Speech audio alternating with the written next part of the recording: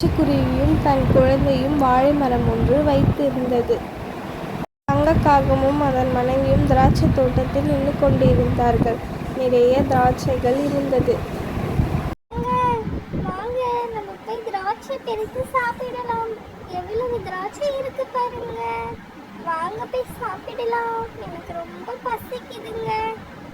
எனக்கு எப்ப பாரு பசி பசி பசி மட்டும்தான் தெரியும், வேற எதுவுமே தெரியாது. சரி, போய் சாப்பிடலாம். திராட்சைகளை பறித்து கொண்டு லட்சுக்குருவின் தோட்டத்திற்கு சென்று சாப்பிட்டு கொண்டிருந்தன.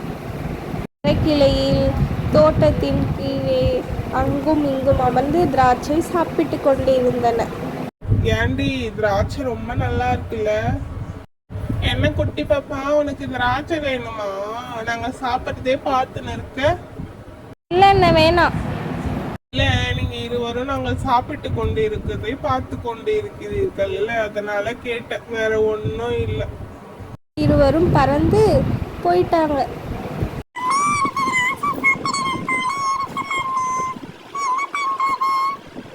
எனக்கு அப்பவே தெரியும் நீ இப்படிதான் கேட்பேன் என்று.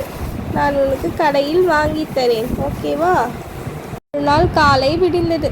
காட்டில் மிக கனமழை. நிறைய மழை பெய்தது. மணிப்புறாவின் வீடு மழையில் இடிந்தது. தங்க காகத்தின் வீடும் மழையில் நனைந்தது.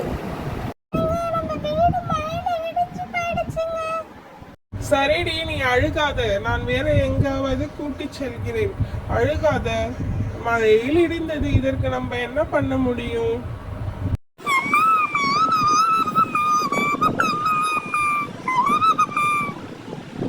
ஆமாண்டா கண்ணா, மழை நிறைய வருது.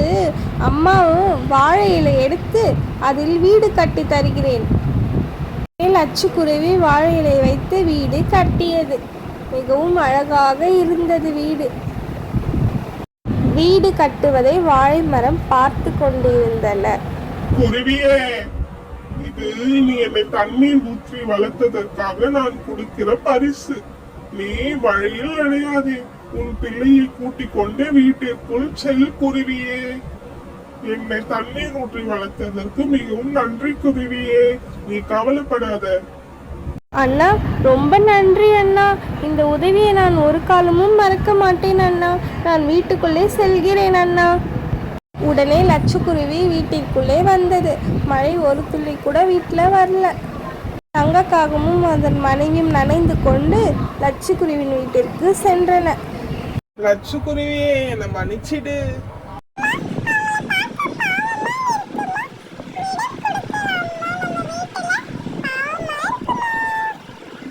என் குழந்தைக்கு எவ்வளவு அறிவு இருக்கு பாருங்க தங்கக்காகமே.